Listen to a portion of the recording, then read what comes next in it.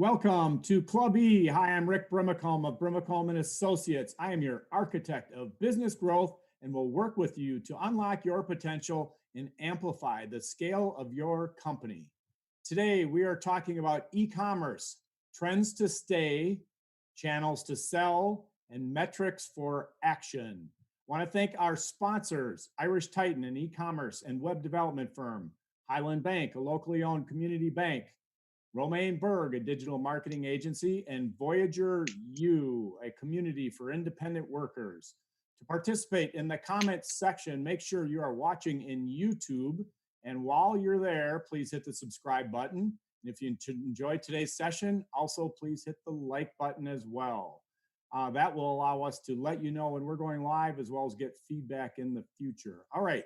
You can also catch Club E on your favorite podcast platform. So if you prefer that in the future, you can do that as well. With that, I'd like to introduce today's guests, Darin Lynch, founder and CEO of Irish Titan, and Will Tjernlund, CMO of GOAT Consulting. Gentlemen, welcome. Hi, Rick. Hi, Will. Me. Hey. And those guys, you can reach out to them via email. Their email addresses are in the comments field. If you'd like to write them down now, though, it's darin.lynch@irishtitan.com and will@goatconsulting.com. Again, you can reach out to all of us and submit questions into the comments field. Hey, let's start out with just a little background on you guys. Why don't you tell us a little bit about yourself, what you're up to, your firms. Maybe you got a little backstory with Will and what he's up to right now. Darin, let's start with you. Yeah, thanks for having me, Rick. Looking forward to the conversation. I'm Darin Lynch, the founder and CEO of Irish Titan. Personally, I am from Iowa. I grew up on a farm in Iowa, but I've been here in Minneapolis for 20-some years now. Proud father of two daughters. Zoe's 21, Fiona's 16. I guess proud father of a big giant dog. You might see him or hear him if he barks. Ronan's his name. He's a great name, so he has a big bark. That's enough about me. Irish Titan, we're an e-commerce agency, so we build and grow our merchants' e-commerce businesses. We're located here in Minneapolis. I think we have 34 Titans right now. That's how we refer to our employees. We've been in business since 2004, so long-standing e-commerce agency. We're closed only 2 days a year, St. Patrick's Day and the day after. So we try to have some fun along the way. We're Irish Titan, not Amish Titan. And I'll leave it at that for now and turn it over to Will. Yeah, my name is Will Tjernlund. I am the co-founder and CMO of GOAT Consulting. We help brands navigate and sell better on Amazon. We do everything from copywriting to market research to running the advertising and doing merchandising on Amazon. And so if you or any business has any questions about Amazon in general, for sure, feel free to reach out. Hey, you guys have both been with us here at Club E before, so welcome back. I appreciate you fitting us into your busy schedules. Oh, my pleasure. Yeah, looking forward to it. One other thing I should have mentioned, I'll do the apologizing in advance if I need to, so Rick doesn't have to, but I have some work being done at my house, and this was the only time they could do it. So this is kind of a sign of the times we live in, right? Like sometimes with kids in the background, dogs, etc. So if you hear some drilling or any interruptions of that nature, I apologize in advance. It's my fault, not Rick's. All right. Well, we're glad to have you here. And again, guys, I know that you've been a supporter of Club E in the past, so I greatly appreciate you doing that. And then Darin, thank you again to Irish Titan for being a longtime sponsor of Club E. I don't even know how many years it's been, maybe like 10 or something. Yeah, around there, I think 10, 11 maybe. It's been a long time now. And we've been proud of that. I enjoy the relationship I've built with you specifically, but what you've done to support the entrepreneurial community, I think is impressive. And that stood out to me right away when I started to attend, which a number of people had recommended I start to attend Club E 10, 11 years ago, whenever that was. Took them up on that after a couple months had passed and was very impressed right away. So thanks for everything that you've done for the entrepreneurial community over your entire career. Yeah, thank you. And Will, we've had you on Club E 3-4 times, so appreciate you coming back and also appreciate your support. I know you and I talked on a project a couple of weeks back. And so you're doing a lot of work to support the entrepreneurial community as well. Thanks. Yeah, no, it's awesome. Any chance I can get, love to. Okay. So today we broke the talk into 3 sections. We'll go through those one at a time. Again, for the audience out there, you can submit questions. Just go to YouTube, put them in there. We'll do our best to weave them into the conversation. And anyway, so we'll go through these 3 sections we have, try to weave questions in where we can. And then guys, if there's stuff that you want to add that we don't get to, please feel free to jump in on that as well. So the first section is 2021 trends with traction. So talk a little bit to start here about the industries that are benefiting from the current environment and which ones are hurting most. I'll go first, and then I'll bounce over to you. I think that the industries that have really benefited since the pandemic almost a year ago have been new essentials. Is this category that's started to develop in nomenclature, and it refers to all of the things that we're all ordering online that we didn't used to, and it's because of the increased time in home. I'm normally in the office actually, but because of this work, I have to be here today for a few things. And so for those of us who are home more, even if it's not all the time, right, there are things like office supplies, health and fitness. I know that even to this day, it can be difficult to get the kind of dumbbells that you may want, or beauty and cosmetics, housewares. Like, those are the categories that have really exploded from an e-commerce perspective and developed into this new essentials, which I think is an interesting name for that. I think that over time, over this last year, just about every category is up now.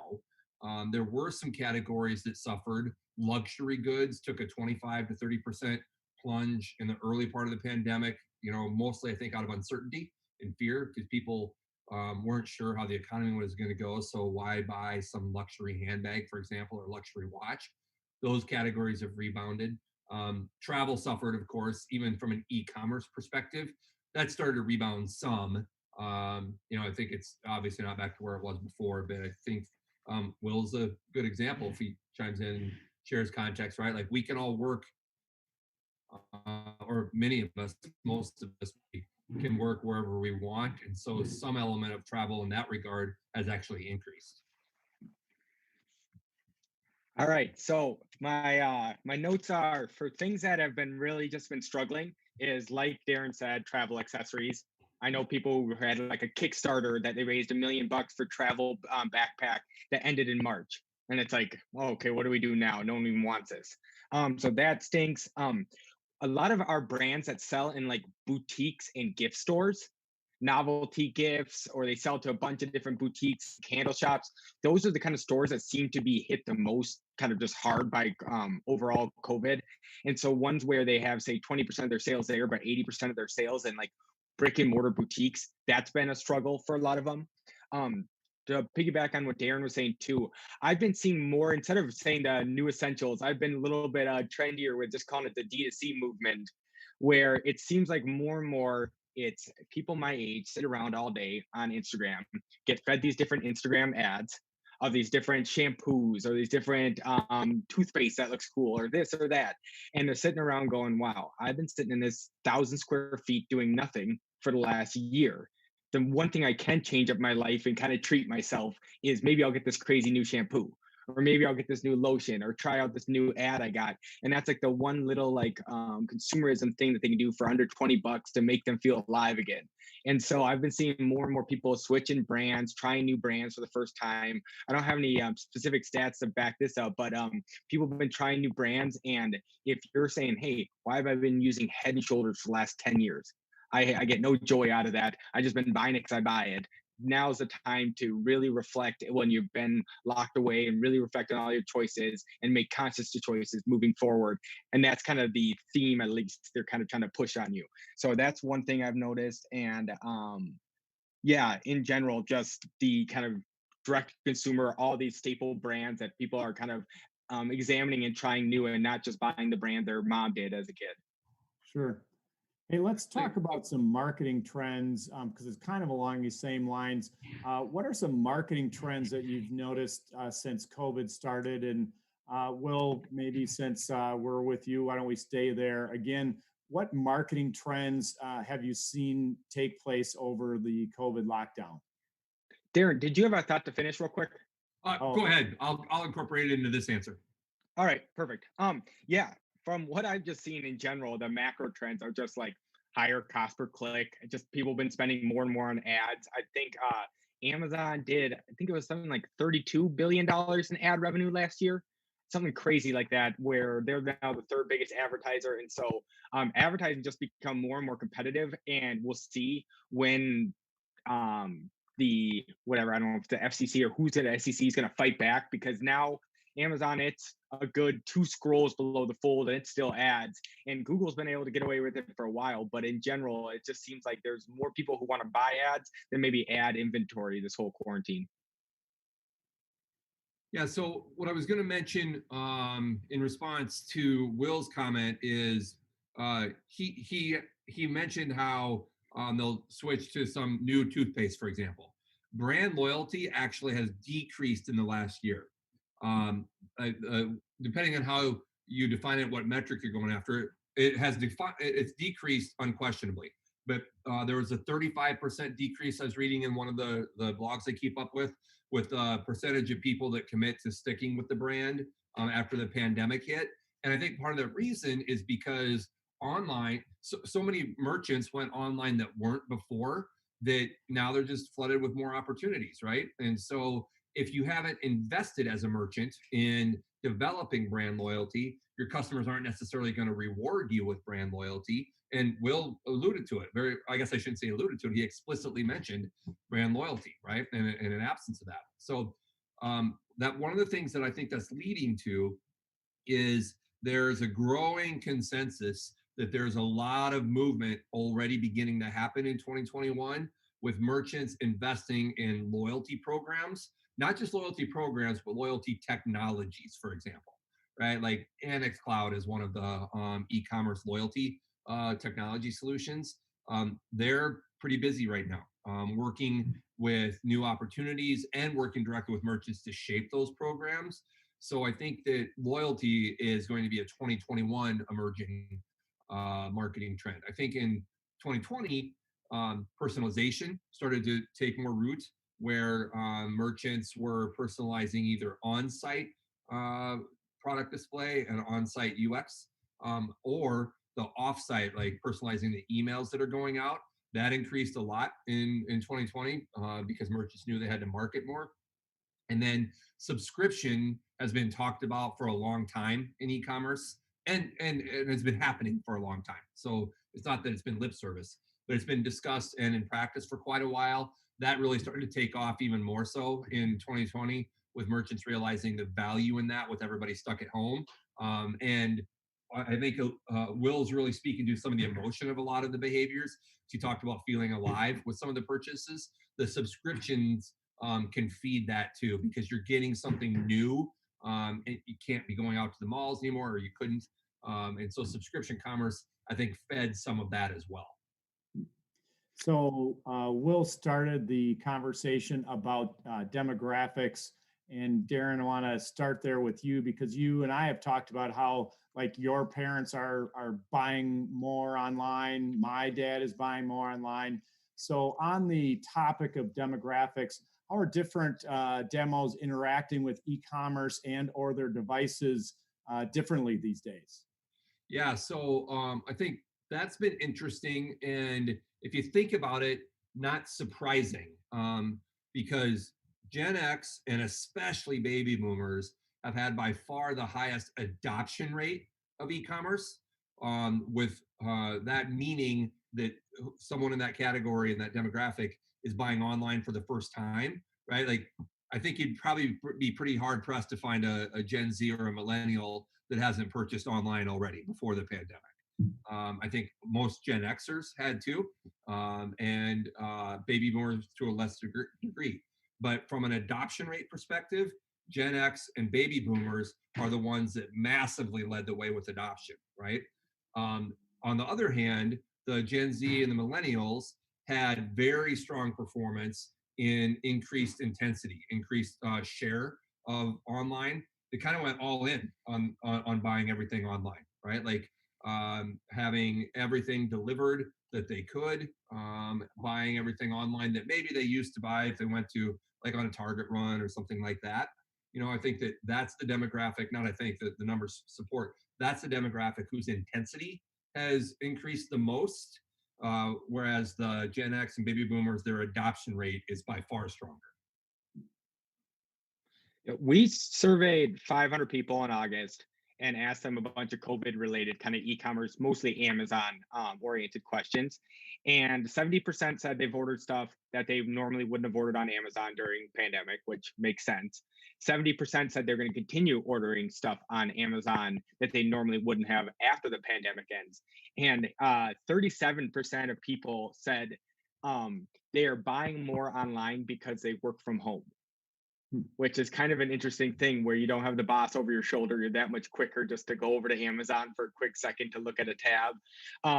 And so, yeah, it seems like more and more people are tried, obviously, Amazon for the first time. People are planning to use Amazon more, and people are getting more and more comfortable just buying throughout their normal daily routine, opposed to them sectioning off an hour later in the day for shopping time and going to the store. So Darin, does that mean that you got to run back to the office real quick? Right. Maybe later. Hey, Will, let's stay with you. The sweet spot of your practice is Amazon. So give us a starting point with the conversation around Amazon and just trends that you see going on there. Yeah, the major trends I've seen is they trying to get people out of their warehouse. They're every single kind of update we get from them is quit using our warehouse so much, quit using our warehouse so much, you need to relax. And so it seems to be the main theme is slow down and perfect things, quit moving fast and breaking things. And so it's like halfway through 2020 and was kind of the time of reflection, and they're making it harder and harder for sellers to get on their platform and such. And it seems more and more they're trying to groom and help maybe the top sellers and make it so that it's a more consistent experience instead of growing for the sake of growing. I just saw their last earnings call and reporting their revenue and such just a few days ago, and yeah, it's the kind of thing where I just don't know how much more they can go up from this, because a lot of their scaling has just physical constraints. There's just actually physically someone who has to move that box to ship it across the country. And so it's not just code that can scale. And so I'm curious, how many warehouses they plan to have in 2030, or what their major master plan is. Hey, Rick, do you mind if I ask Will a quick question? Yeah, absolutely. Absolutely. I guess I hope so, right? That would have been awkward if you would have said no to that. No, Darin, absolutely not. You cannot ask any questions here. Will, you're obviously much closer to the inner workings of Amazon than am I, but I'm interested to know if you've heard them talk about or heard any chatter around their slight decrease in share of online commerce. They went from 26, let me look at the numbers, 26% of all online sales were with them in Q1, down to 23% in Q3. And obviously, it probably bounced. I haven't seen the fourth quarter numbers yet, but probably bounce back up because of the holidays. And Amazon's not going to be eating government cheese anytime soon. But I'm just curious if you've heard them chatter about that at all. I have not heard them chatter much about that, or even be like, they're more concerned about their own problems, it seems like, for the time being, than other people. I'm curious what they find is a acceptable market share where they're not in the antitrust, but they're also doing great. Because it's kind of like with Amazon and them being such a fast mover with e-commerce, it's almost like the Tesla electric car market share question. It's like, yes, Tesla loses market share of electric cars every year, but they had 95% at one point. So like you'd assume that other people are going to come along eventually. And so you wonder where they're like, okay, once it gets past 51%, we just can't have that anymore, or where their number is of their breaking point, or what they think is a healthy number. Because at 100%, obviously the government just puts them out of business. Right. So what's the proper number? Yeah, interesting. Okay. Any Amazon other questions or thoughts, Darin? No, not for Will, I mean, I'll chime in as we go along, but that was the question I had. Okay, sure. Say Amazon, or Will, let's stay on Amazon just for a moment. Some interesting news this week with Bezos stepping down as chairman and Jassy becoming the CEO. What are your thoughts on that? From what I've been hearing, I've been scouring resources to kind of get the inside story. And from what I heard is that Jeff was considering kind of doing this last year around this time, and then the pandemic happened. And so he was like, this is pretty bad taste for me to step down in like March, right when this is just about to get crazy. And so he kind of held on for another year begrudgingly just to kind of like make sure that he didn't just leave this thing to burn in his kind of shadow. But in general, I think Jeff's really rich and probably doesn't want to deal with a lot of the problems that Amazon may have in the future. I think that the founders of Apple, I mean, of say, founders of Google are very happy that they're not sitting in front of Congress. I think same with, Bill Gates and Steve Ballmer are pretty happy that they're not in front of Congress for all these antitrust hearings. And so as Jassy is working with the government that way, as they're going to be bidding on more and more AWS contracts, as they're going to be maybe helping out with like vaccine distribution, I've been hearing rumors of and stuff like that. And so it seems more and more now that they have an administration who's a little bit more friendly to them, they're trying to be buddy buddies with and become a essential part of the American life, from healthcare to distribution to maybe health insurance and all these other things. That's kind of the next way forward. It's more data, it's more software, it's more those types of things. And that they've kind of, maybe like I was mentioning with Darin just a moment ago, they kind of maxed out how much they even want to ship to customers, and they're now kind of being like, okay, we have a base of Amazon Prime with 70% of households. Everyone knows where to buy stuff online if they really want to. What other levers can we pull to drive revenue, because we kind of maxed out this whole package thing. All righty, that makes sense. Just a reminder to everybody that you can put your comments into the comments field, assuming that you're watching in YouTube. Similarly, the email addresses for these guys are there if you'd like to reach out to them directly. So again, feel free to chime in with any questions that you have. All right, so let's shift gears a little bit. Section 2 of our talk today. Let's talk about effective omni-channel approaches. So how about starting with different B2C approaches and maybe take a look at that, and which one of you two guys would like to go first? Anybody in particular? I'll say something and maybe Darin can then piggyback off of, is that say 5 years ago when I was consulting people with Amazon, the easiest, best, most profitable way to run your business in the most streamlined way possible was to have 100% of your inventory at Amazon fulfillment centers at all times. And now more and more, it makes all the sense in the world to not do that. It makes me nervous when companies now contact us saying they use 100% FBA and don't have their own warehouse. And it makes me nervous that they don't have some sort of way to fulfill outside of Amazon's restraints in case something happens or that kind of thing. And so it seems more and more that these, for a bit there, it seemed like you could actually do the everything shop there with Amazon and have them do fulfillment for Shopify or e-commerce site and all that type of jazz. And more, it's been, okay, from the very beginning, Amazon is just going to be a sliver of our sales. We're going to really push Shopify just as hard from the very beginning. We're really going to push the other sales channels like Walmart and stuff really hard from the beginning. And we need to actually have a distribution hub. We can't just lean on FBA to handle everything for us. We need to have an actual real omni-channel kind of plan. Yeah, I think that I'll bridge off of that first before some other thoughts. But I do think that concept of omni-channel, even if people aren't calling it omni-channel, has taken much deeper root over the last year than it had previously, right? Like for those of us who go to the industry trade shows and read the industry swag and everything, omni-channel has been discussed for quite a while. And it really is just this concept of how you integrate all the different places you might be doing business.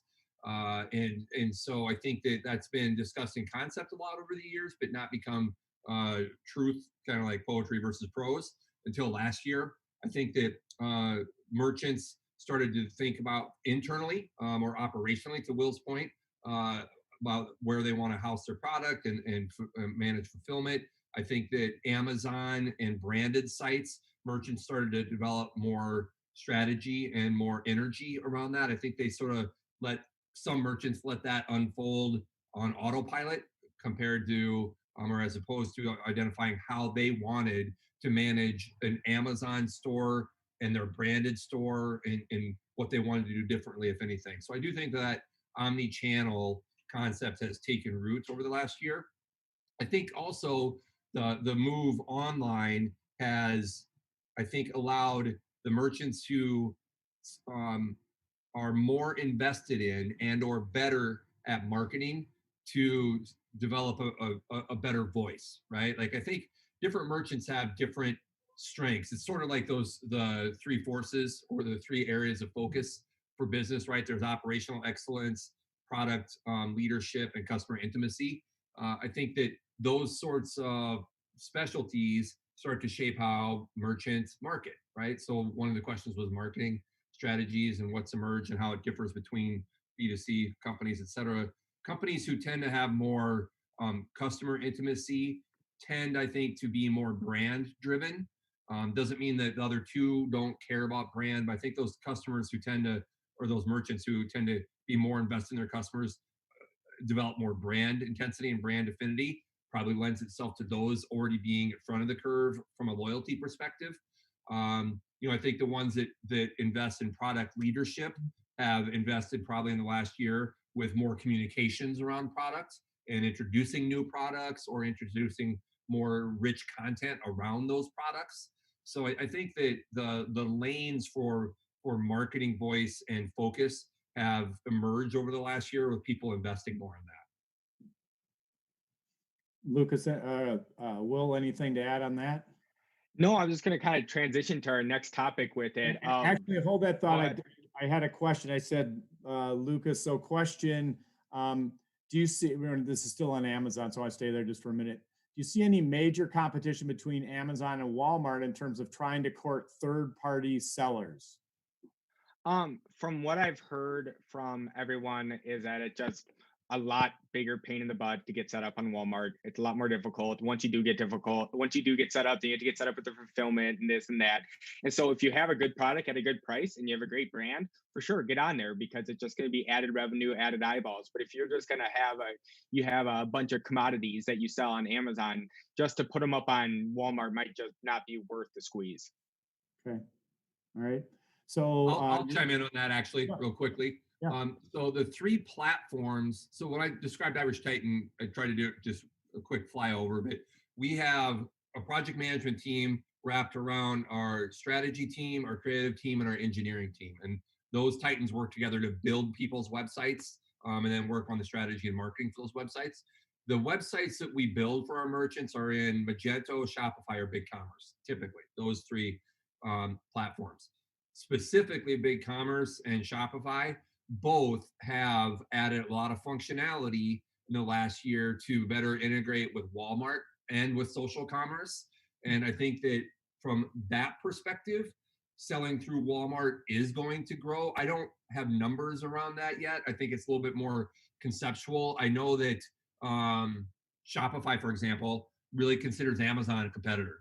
And so if they can strengthen their relationship with a different marketplace, whether it's Walmart or not, but a different marketplace that has a lot of eyeballs or a lot of clicks, a lot of keyboard fingerprints, they'll do that. And so I think that sort of investment into the Walmart marketplace will continue to grow. And I think that is where Walmart might focus their strategy rather than allowing merchants, like Will said. I think it's pretty difficult, I've heard that too, for merchants themselves to sell through Walmart. I think it's going to be through these other platforms that it may accelerate. And Will, you were going to pivot there a little bit on our convo. Well, yeah, we were talking about omni-channel and brick and mortar, so it all works good with it. But yeah, I was thinking about the experience I had of kind of we're in this phase of omni-channel discovery, and everyone's trying to kind of figure out exactly what the future is going to look like. And so I drive by, say, Target or Walmart, and there's a bunch of people there who ordered online but want to pick up at the store. that makes all the sense in the world to me. Say you don't want to go into the store because of COVID reasons or whatever. Then I see another. I drive by GNC and see it says a sign on the outside says order on Amazon, pick up at GNC. And I was like, whoa, that's a very bizarre partnership. And I don't know what kind of consumer behavior wants their supplements immediately, but wants to buy them online. And it kind of just seems like this weird combination that they hadn't fully maybe figured out yet. And so they're obviously going to try every variation of buy online, pick up in store, or see if the store has it, then buy it in the store, or all these different types of things. And so that'll be interesting to see how much this stays once the COVID behavior is gone, or if no one ever wants to buy online and pick up store ever again after COVID like they didn't beforehand. So, Oh, go ahead. Go ahead. Oh, so yeah. So the next question you kind of had for us ahead of time, you were asking about just brick and mortar stores and just the future of brick and mortar stores and what's going to happen with them. And I kind of came down to idea of there'll be superstores, there'll be the Costco, Target, Walmart. There obviously people enjoy shopping like that. There'll be the super cheap places like Five Below, Dollar Tree, Dollar General. Just it's hard to do e-commerce with sub $2 items. It's just difficult. And then the last one will be super high end, just super like nice Gucci, Louis Vuitton stores. I think eventually there'll be people who want the Louis Vuitton stores. I think they got the kind of cash that they have sweet real estate. They're not going anywhere, gonna move to get a cheaper lease or anything like that. And so I think they're here to stay. But when you're in that kind of middle ground, it's like the boutiques I was saying earlier and stuff. Those are the ones that are going to be really, really tough. You're going to have some great customer service and some great catalog curation to really stand out. Future of brick and mortar, Darin, what do you think? Yeah, I think I agree with Will's comments. I'll come at it from a different context, but I think he's on point there. And he mentioned something that I can't believe I didn't mention earlier when we talked about the trends in 2020, and that's BOPIS, buy online, pick up in store. There was nothing that happened more in 2020 from an e-commerce perspective than that. That was up. Actually, just quick Google to see what the end of year number looked at, or where that ended up. It was 208% growth in 2020 compared to 2019 with the amount of buy online, pick up in store, which often means curbside because it's included in that, right? So there was no singular practice that grew more in 2020 than that. I actually think that will be a step that helps everybody even mentally continue down this path of merging omni-channel experience, right? Like I do think that people have been talking about the death of brick and mortar forever, right? And I think 3 years ago, one time I spoke at one of the clubby events and looked up some stats around that because I figured I'd get a question around that. And the year prior, and so I think this may have been 2018, we'll just say, so 2017 to 2018, more stores opened in 2018 than had closed. And so there was actually a growth, right? The bricks and mortar that have not survived are those that haven't invested in their online presence, right? If you're not going to have an online presence, you're going to struggle to exist in this future as we move forward. I think that the brick and mortar that does exist, sort of that middle ground, I'll dig in on that a little bit, that Will was discussing, are the ones that are going to succeed are the ones that do invest in their customer experience, their customer intimacy, and their overall experience, right? If you can order something online, why would you go into a store? So e-commerce has been around for a long time. Let's pick music. I went into down in the valley, shout out for local retailer, even years and years and years after most people were buying online, whether they were downloading online or buying from Amazon and importing the CDs into their iTunes library, I was going into Down the Valley because I had such a good experience there. They got to know me. They would hold music back that I didn't know yet and say, hey, take a listen to this. You might like this, right? That sort of experience is what will determine who wins and who loses. The big boxes that have invested in their online presence are doing well. Those small sub $2 item kind of stores, like Will mentioned, those will continue. That middle ground, and that's an awful big middle ground. We could segment that more, but that's where the bricks and mortar is going to need to invest in their experience and their technology, right? They'll need to have sort of a unified feel to their technology, so it doesn't even really feel like technology to them. It's just the way they do their business. So for example, it could be they run Shopify POS so that their e-commerce and their in-store POS integrate really easily. That's what will help create the sort of experience from a efficiency perspective. And then if they have a cool store with layout or fixtures or lighting or sound or something like that to make it an experience, along with the good staff, that's people are still going to want that. When the pandemic ends, which is a whole different topic that we could talk about what that means and how gradual it is, because we've been boiled frogs. I think when that ends, people are still going to want human interaction, right? It's why I think there's going to be an overcorrection to everybody working from home. And again, I'm going down a rabbit hole here. And I think that will come back in a couple of years when people realize there's value still in the interaction you can have in person from a work perspective. Doesn't mean we all have to go back to the office the way we did before, but I think there'll be an overcorrection that'll swing back. I think people are still going to want to go to stores when they can, as long as it's a good experience. So speaking of the frogs and being boiled, and a question for you both, how has your company filled in the gap for this like water cooler talk or chatter that now is in essence vaporized? So how are you transferring knowledge in kind of an informal way? Think of more again, the water cooler talk. I think that we've tried to do a number of things, and some have worked better than others. I think that one of the first steps toward that is making peace with some of the limitations, right? Like you're just not going to be able to replicate the water cooler or some of the culture. I think the companies that have maybe had some better luck with that exercise are those that have a more well-defined culture and or a more cohesive team, which hopefully goes together, but not always, because that's allowed us, in our case, I would hope that we qualify in both of those, to extend our culture. That's how we've talked about it, extending our culture. So you can't, culture is what happens between the meetings. That's one of the definitions of culture that I like a lot. It's what happens between the meetings.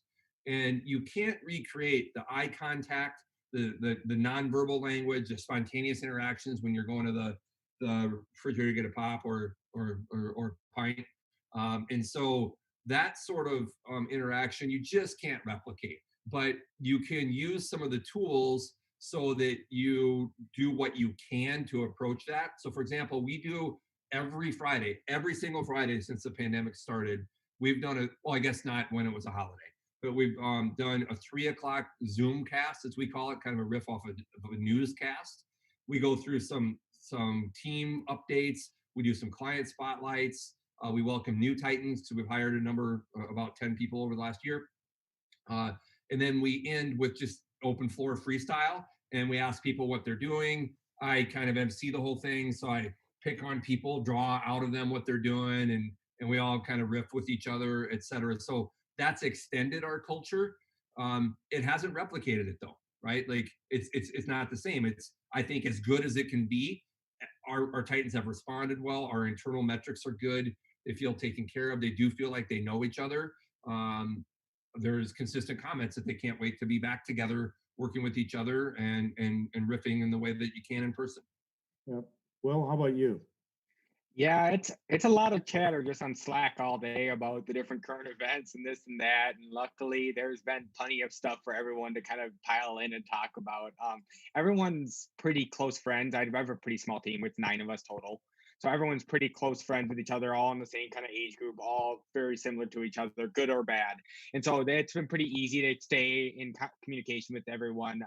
We were golfing a couple times a week this summer with our team and getting the interns out there. The only time I ever even got to meet the interns face to face was on the golf course.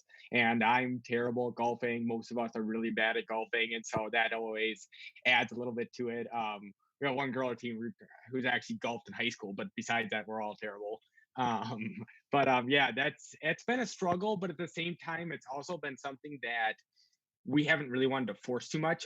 I've talk to too many of my friends who are like, hey, you want to go do this? Or hey, what do you want? You want to play video games this time? And they're like, no, I have to jump on a work happy hour. And it's like, that's so frustrating that you have to sit there and like nod and wave for an hour when you could be having fun kind of thing. And it's like, I get that they're trying to do the bonding thing, but there's much cooler ways. Like you can do trivia. The newscast is a cool idea. If you can figure out some simple game for your all team to play together, that's some kind of fun idea. But for the most part, we still chat with each other outside of work, still play video games with each other outside of work some. And so we keep pretty good contact with each other, regardless if it's work time or not. All right. Well, you sound like you have good golf outings. I put me on your list if you invite any outsiders. Oh yeah, no, you'll be my ringer.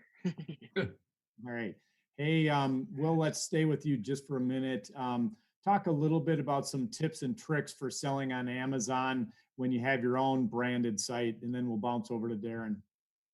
I think one of the biggest kind of just hurdles we have, and Darin could probably echo this, is just not knowing how much effort to put in each channel and how much they want.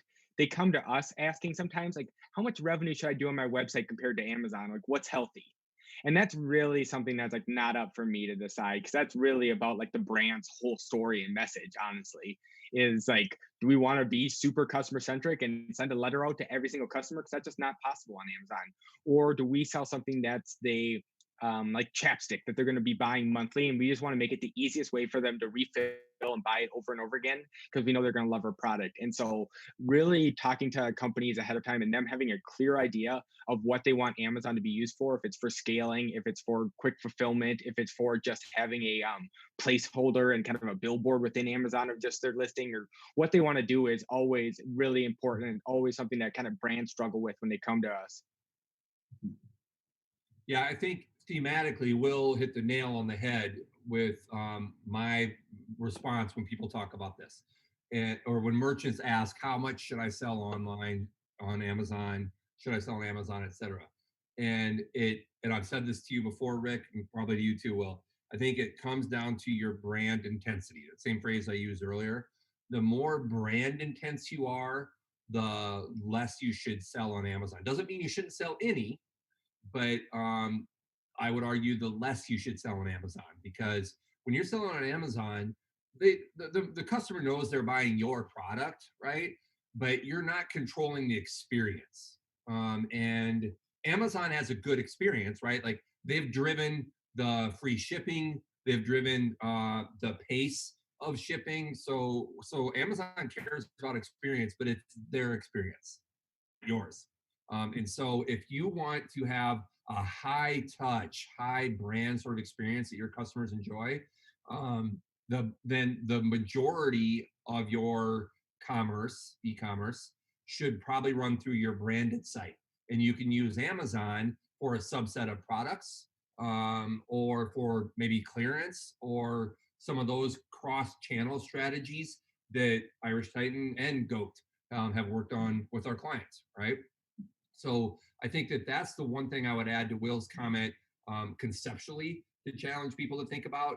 If you're, on the other hand, less brand intensive, which is okay, I'm not trying to say you should be one way or the other, but if you're less brand intensive, or maybe you sell a product that's a little bit more of a commodity, then maybe you should be not maybe, you probably should be focusing on Amazon more than your branded site. They have the infrastructure you can leverage, an audience, etc. So those are two different sides of the equation that will influence what percentage of your focus should be on Amazon and not. Yeah, I think you're definitely onto something there. I think that there's like, if you don't want your product sold in Target or Walmart, then Amazon might not be for you either. If you're selling a $20,000 gold necklace or your really personalized surfboard or something, it's just, if they're not good for these big box stores, then it's not probably good for big box e-commerce. Kind of the same diff. And I think what Darin was saying, you could almost do like a perfect graph of like how much the brand is worth and the brand affinity of, like, say Tesla or Gucci or these kind of big brand centric companies, and then what percentage of their sales correlation should be on Amazon. Where it's like Louis Vuitton and Tesla, what percent of their sales should be on Amazon? It's like probably 0% to 1%. And then you go all the way down to the graph of like, okay, this brand you never heard of, 99% of the sales can be on Amazon. If that's where the traffic is, take it. And Right. so you could kind of just draw a perfect straight line of what your brand is worth to you and what percentage of Amazon sales should be. Totally agree. That was a great point, Will. All right, so let's go to the third section of our talk today. What metrics matter for e-commerce and how to take action on them. At Brimacombe Capital, we've had a number of companies have significant success creating a dashboard and managing to that dashboard. So talk a little bit about the metrics and how they differ for B2B. I'll start with this. Yeah, no, I'll start with this. So in general, with B2B, I'm always thinking of in these kind of just e-commerce type metrics like cost per cost per customer acquisition and average order volume, and these kind of generic terms that you're trying to do if you're basically just selling to the end customer. How much is this customer going to buy in its lifetime, and how much does it cost for me to attract this customer? From my experience in B2B and working at my family's 80-year-old manufacturing business and such, that's not how they think about it at all. It's all relationship based. It's all about who do you work with for how long. A lot of the terms and stuff may even be like unwritten because it's like this is just a gentleman's agreement that we've been doing the business together for so long, and they usually have their say clientele of 2,000 reps, and they can't really get any more reps than that because that's how many reps there is in the nation who sell their product. And then it's like, how do they best service their reps and how do they make their reps as happy as possible to push the product out there?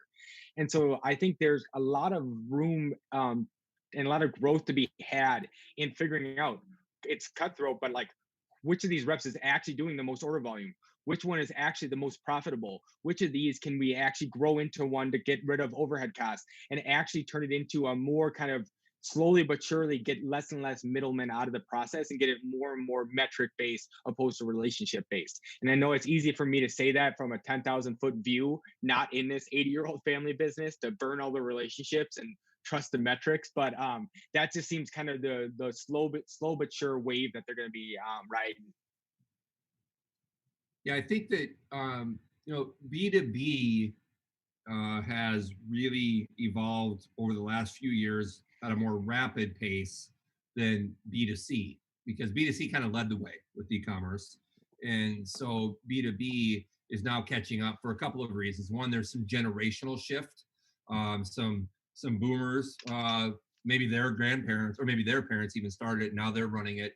And now they're handing it over to their Gen X children or maybe millennials, whatever the case may be, right? And so maybe that next generation is investing in e-commerce and that had been pushing for it for years and could never get their parents to say yes, for example. Exactly. And also at the same time, right, right. At the same time, technology advancements have really accelerated the B2B adoption. Because from a B2B perspective, integrating your ERP and your fulfillment and maybe your suppliers used to be a nightmare. And we've been doing e-commerce for a long time now. And before starting Irish Titan, I was on the other side of the table building e-commerce systems for the merchants I worked for before. And it was a nightmare because the technology was so heavy and antiquated. And now a lot of those B2B companies have been through enough upgrades that the technology facilitates it at a much easier level than it has previously. So that's helped accelerate it. So B2B is accelerating in their e-commerce adoption at a faster rate than B2C. I think that from a marketing perspective, one of the biggest differences with B2B is typically you have a longer lead time and you have a more educated buyer, right? Because they're not just buying a green Iowa Hawkeye water bottle. They're buying maybe the ball bearings that go inside of a robotic part that is being ultimately put into a $600,000 combine. And so they're looking for a high level of detail. So I think that in the B2B world, what has really been happening over the last few years is an investment in the content, right? Like much deeper FAQs, much deeper reviews, how-to videos, all of that sort of information has really exploded in the B2B space because it's facilitated that purchasing path. So talk a little bit about the categories of metrics and how somebody should zero in on the different metrics within those categories? I'll bounce off this one first. I myself, I typically think of three categories: acquisition, conversion, retention. And that's a pretty common model. I think that some people who would call themselves, and rightfully call themselves, more sophisticated in this world, in the marketing side of it, would argue that there's five. They would add discovery and advocacy. So they would say discovery, acquisition, conversion, retention, and advocacy.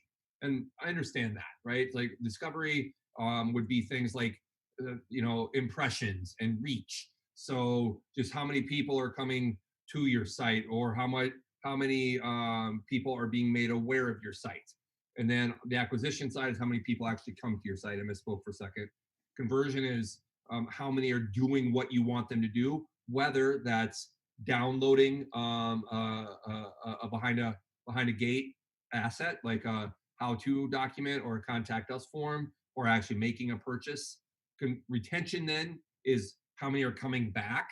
And then the advocacy side, I think, is really underestimated, particularly from a B2B perspective. The advocacy side of the metrics is like how many are talking about you and referring you, right? So net promoter score, NPS score, is a pretty common business practice.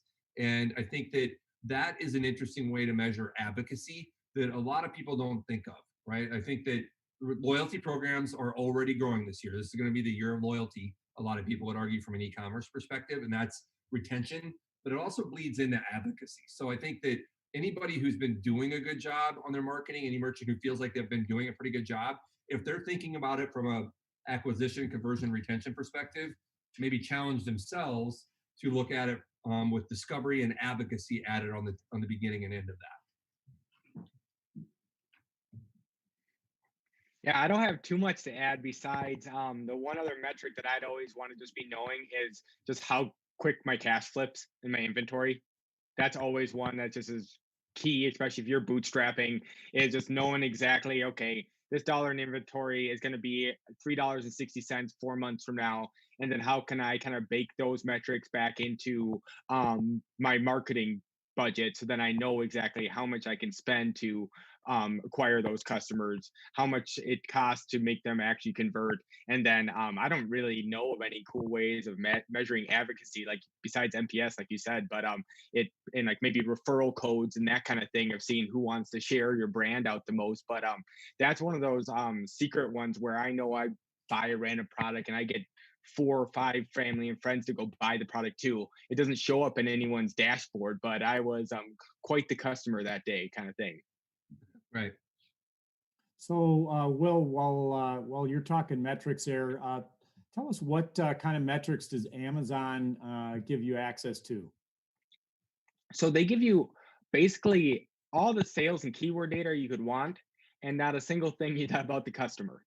And so that's good and bad depending on how you're looking at it. If you're looking at it at a marketplace and you want to just look at these 2 sets of data and figure out how you can make these 2 sets of data work for your product or your category of products, then that's definitely awesome. But if your main kind of special sauce is your communication with the customer and branding with the customer, then it's most likely not the best channel for you. I think it's interesting as say like they turned off tracking, or they're going to be turning off tracking for Facebook ads on a lot of Apple phones, where you're going to have to now opt in to have them track you and such.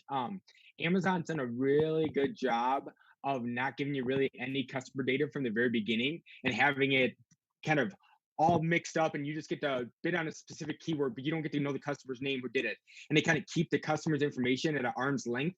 And I wonder, as more and more people care about privacy and security, if Amazon's type of advertising opposed to the Pixels type of advertising is going to become more and more just helpful to the customer and relevant, and or honestly customers just don't care about that kind of tracking and will just turn on all the trackers and say, hey, I'd rather just have good ads.